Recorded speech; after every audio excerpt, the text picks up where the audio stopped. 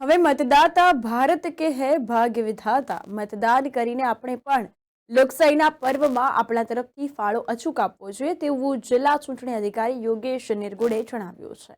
તો દાહોદના હાર્દસમાં ઐતિહાસિક સિદ્ધરાજ જયસિંહ છાબ તળાવ ખાતે મતદાન જાગૃતિ કાર્યક્રમ યોજાયો.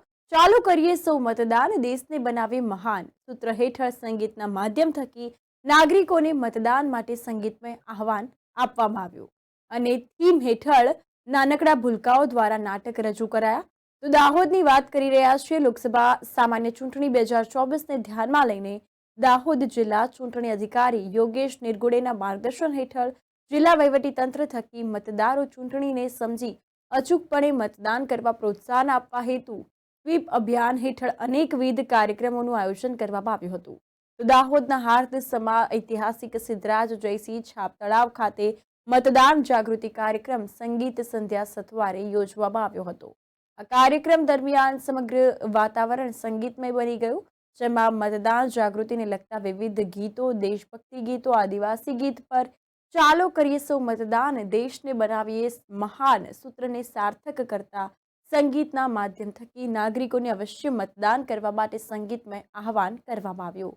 સેલ્ફી પોઈન્ટ તેમજ સહી ઝુંબેશ પણ કરવામાં આવ્યું હતું અને આ કાર્યક્રમ નિમિત્તે જિલ્લા ચૂંટણી અધિકારી યોગેશ નિરગુડેએ કહ્યું હતું કે સૌને મતદાન કરવા હાકલ કરતા ઉમેર્યું હતું કે લોકશાહી એ આપણા દેશનો સૌથી મોટો તહેવાર છે. ભારતના કોઈ પણ પ્રકારના ભેદભાવ વગર દરેક નાગરિકને મતદાન કરવાનો સમાન અધિકાર છે, જેથી આપણે સૌ સહિયારા પ્રયાસ થકી 7મી મેના રોજ બધા જ કામ પડતા મૂકીને પ્રથમ આપણે મતદાન કરીએ. આપણે પણ લોકશાહીના પર્વમાં આપણો અચૂક ફાળો આપવો જોઈએ, મતદાન પર્વને સફળ બનાવવો જોઈએ.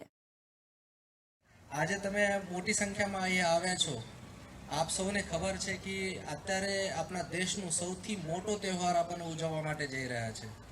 આજે પણ દેશના ઘણા બધા રાજ્યોમાં વોટિંગ હતું, બીજા ફેઝમાં આજે વોટિંગ ચાલુ જ છે.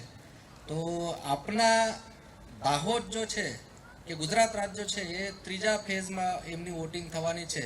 તો 7મી મેના દિવસે જેવી રીતે ડીડીઓ સાહેબે કીધું, બધા કામો છોડીને આપણને આપનું મતદાન કરવાનું છે.